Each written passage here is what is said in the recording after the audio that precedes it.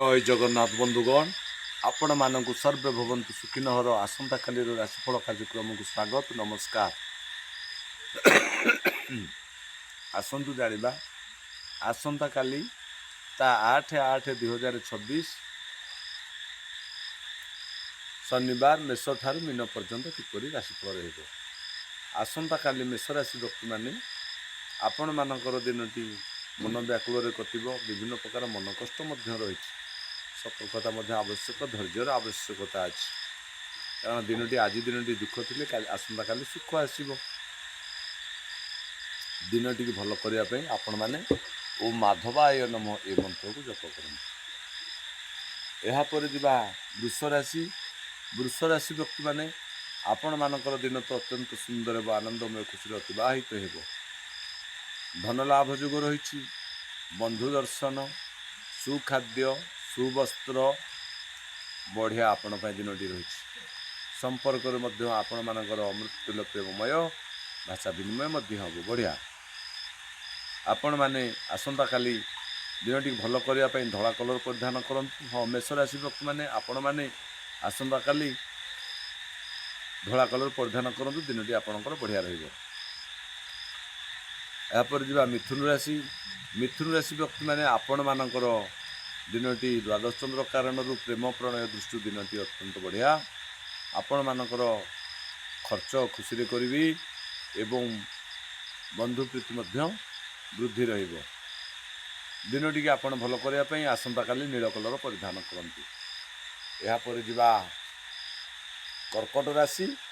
କର୍କଟ ରାଶି ବ୍ୟକ୍ତିମାନେ ଆପଣମାନଙ୍କର ଦିନଟି ଅତ୍ୟନ୍ତ ସୁନ୍ଦର ଏବଂ ଆନନ୍ଦମୟ ଖୁସି ବାସିରେ ଅତିବାହିତ ହେବ। କାର୍ଯ୍ୟରେ ସଫଳତା ଲାଭ କରିବ। ପରିବାରରେ ମଧ୍ୟ ଆପଣମାନେ ପରିବାର ପାଇଁ ମଙ୍ଗଳମୟ ବ୍ୟସ୍ତ ହେବେ। ଦିନଟି ଖୁସି ବାସିରେ ଅତିବାହିତ ହେବ। ଯଦି କୌଣସି କାର୍ଯ୍ୟ ଅଛି ତାହା କରେଇ ନିଅନ୍ତୁ। ଆଉ ଦିନଟିକି ଭଲ କରିବା ପାଇଁ ଆପଣମାନେ ଧଳା ବସ୍ତ୍ର କିଛି ପିନ୍ଧନ୍ତୁ। ଧଳା ନୀଳ ବଢ଼ିଆ ରହିବ। ଏହାପରେ ସିଂହ ରାଶି। ସିଂହ ରାଶି ବ୍ୟକ୍ତିମାନେ ଆପଣମାନଙ୍କର ଦିନଟି ମଧ୍ୟ ଶୁଭମୟ ଖୁସି ବାସିରେ ଦିନଟି ଅତିବାହିତ ହେବ। ଆପଣ କାର୍ଯ୍ୟରେ ସିଦ୍ଧି ଲାଭ କରିବେ। ବନ୍ଧୁବାନ୍ଧବରେ ଉନ୍ନତି ବଢ଼ିଆ। ଯାହା କାର୍ଯ୍ୟ ହାନି ହୋଇଥିଲା କାର୍ଯ୍ୟ ଆପଣଙ୍କ ଲାଭ ହେବ। ବଢ଼ିଆ ଦିନଟି। ଆପଣମାନେ ଦିନଟିକି ଆହୁରି ଭଲ କରିବା ପାଇଁ ଆସନ୍ତାକାଲି ନୀଳ କଲର ପରିଧାନ କରନ୍ତୁ। କନ୍ୟା ରାଶି ବ୍ୟକ୍ତିମାନେ ଆପଣମାନଙ୍କର ନବମ ଚନ୍ଦ୍ର କାରଣରୁ ଆପଣଙ୍କର ଦୁଃଖ ଲାଗି ରହିଛି। ଆଜିକି 3 ଦିନ ହୋଇଗଲା। ବିଭିନ୍ନ ପ୍ରକାର ମାନସିକ ଦୁଶ୍ଚିନ୍ତା, ବିଭିନ୍ନ ପ୍ରକାର କ୍ଷୟକ୍ଷତି, ମନ କଷ୍ଟ ଭିତରେ ଆପଣମାନେ ଅତିବାହିତ କରୁଛନ୍ତି। ତେବେ ଆଜି ମଧ୍ୟ ଆପଣଙ୍କର ମନ କଷ୍ଟ ରହିଛି। ଜଗି ରଖି ଆଜି ଦିନଟି କାଟି ଦିଅନ୍ତୁ। ଦେଖିବା ଆସନ୍ତାକାଲିକି ଭଲ ହେବ। ଆପଣମାନଙ୍କ ପାଇଁ ପ୍ରତିକାର ସ୍ୱରୂପ ଗୋଟା ଧନିଆ ଟିକେ ଖାଆନ୍ତୁ ଏବଂ ଦିନଟିକୁ ଭଲ କରିବା ପାଇଁ ନୀଳ କଲର ପରିଧାନ କରନ୍ତୁ। ତୁଳା ରାଶି ବ୍ୟକ୍ତିମାନେ ଆପଣମାନଙ୍କର ଅଷ୍ଟମ ଚନ୍ଦ୍ର ସାବଧାନ। ପ୍ରତ୍ୟେକ କ୍ଷେତ୍ରରେ ଆପଣମାନେ ସାବଧାନତା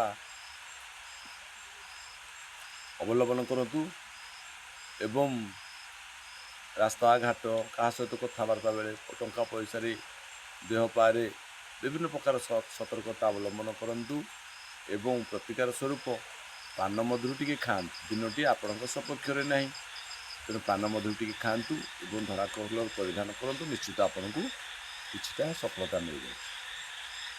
ବିଛା ରାଶି ବ୍ୟକ୍ତିମାନେ ଆପଣମାନଙ୍କର ଦାମ୍ପତ୍ୟ ସୁଖ, ପରିବାରରେ ଆପଣଙ୍କର ସୁଖ ପ୍ରୀତିପ୍ରଦ ବଜାୟ ରହିବ। ପାରିବାରିକ ଜୀବନ ହସିଲା ପୁରିଲା ରହିବ। ଦିନଟିକି ଆପଣ ଆହୁରି ଭଲ କରିବା ପାଇଁ ଆସନ୍ତାକାଲି ନୀଳ କଲର ପରିଧାନ କରନ୍ତୁ। ଦିନଟି ଆପଣଙ୍କର ନିଶ୍ଚିତ ଭଲ ହେବ। ଏହାପରେ ଯିବା ଧନୁରାଶି। ଧନୁରାଶି ବ୍ୟକ୍ତିମାନେ ଆପଣମାନଙ୍କର ଦିନଟି ଷଷ୍ଠ ଚନ୍ଦ୍ର ବିଜୟ ଲାଭ। ପ୍ରତ୍ୟେକ ପରିସ୍ଥିତି କି କଷ୍ଟ ଆସିବ ଅବଶ୍ୟ, ହେଲେ ବି ଆପଣ ତାହା ବିଜୟ ଲାଭ କରିବେ। ଦିନଟି ଆପଣଙ୍କ ପାଇଁ ଉତ୍ସାହପୂର୍ଣ୍ଣ ରହିବ। କେତେବେଳେ ଦିନ ସରିଯିବ ଆପଣ ଜାଣିପାରିବେ ନାହିଁ। ତେବେ ଦିନଟିକୁ ଆହୁରି ଭଲ କରିବା ପାଇଁ ଆସନ୍ତାକାଲି ଆପଣ ନୀଳ କଲର ପରିଧାନ କରନ୍ତୁ। ମକର ରାଶି। ମକର ରାଶି ବ୍ୟକ୍ତିମାନେ ଆପଣମାନଙ୍କର ସାମାନ୍ୟ ଧନ ଲାଭ ଜଣାଯାଏ। ଧନ ହାନି ମଧ୍ୟ ଖର୍ଚ୍ଚ ବାର୍ଚ୍ଚର ଯୋଗ ଦେଖାଯାଏ। ଭାଙ୍ଗିଯିବା, ହଜିଯିବା ବା ଲସ୍, ବେପାରରେ ଲସ୍ ଓ କ୍ଷତିର ଭାର ଦେଖାଯାଏ। ଏବଂ ଶରୀର ମଧ୍ୟ ମାନସିକ କଷ୍ଟଠାରୁ ଆରମ୍ଭ କରି ରାସ୍ତାଘାଟରେ ସତର୍କତା ଆବଶ୍ୟକତା କରନ୍ତୁ। ଶରୀର ପୀଡ଼ା ମଧ୍ୟ ଅଛି। ଦିନଟିକି ଆପଣ ଭଲ କରିବା ପାଇଁ ଓଁ ମାଧବାୟ ନମଃ ଜପ କରିବା ସହିତ ଆପଣମାନେ ନୀଳ କଲର ପରିଧାନ କରନ୍ତୁ। ଦିନଟି ଆପଣଙ୍କ ପାଇଁ ଭଲ ରହିବ। କୁମ୍ଭ ରାଶି ବ୍ୟକ୍ତିମାନେ ଆପଣମାନଙ୍କର ଚତୁର୍ଥ ଚନ୍ଦ୍ର କୃଷ୍ଣପକ୍ଷ ଏହା ଶୁଭଦାୟକ। ଆପଣଙ୍କର କଳିକଜିଆ ମନ ଟିକିଏ ବ୍ୟସ୍ତ ବିବ୍ରତ ରହିଲେ ମଧ୍ୟ ଆପଣଙ୍କ ଦିନଟି ସୌହାର୍ଦ୍ଦ୍ୟପୂର୍ଣ୍ଣ ଭାବେ ଅତିବାହିତ ହେବ। ବଢ଼ିଆ ଦିନଟିକି ଆପଣ ଆହୁରି ଭଲ କରିବା ପାଇଁ ଆସନ୍ତାକାଲି ନୀଳ କଲର ପରିଧାନ କରନ୍ତୁ।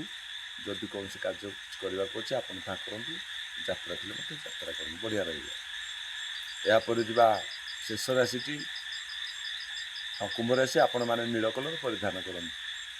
ମୀନ ରାଶି ବ୍ୟକ୍ତିମାନେ ଆପଣମାନଙ୍କର ଦିନଟି